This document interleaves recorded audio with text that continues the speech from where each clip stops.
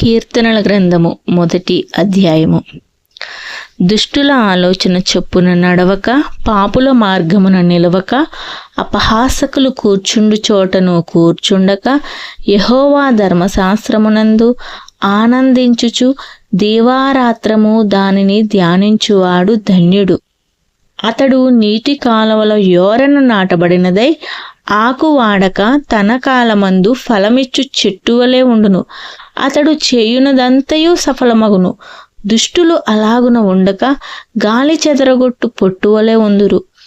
కాబట్టి న్యాయ విమర్శలో దుష్టులను, నీతిమంతుల సభలో పాపులను నిలవరు.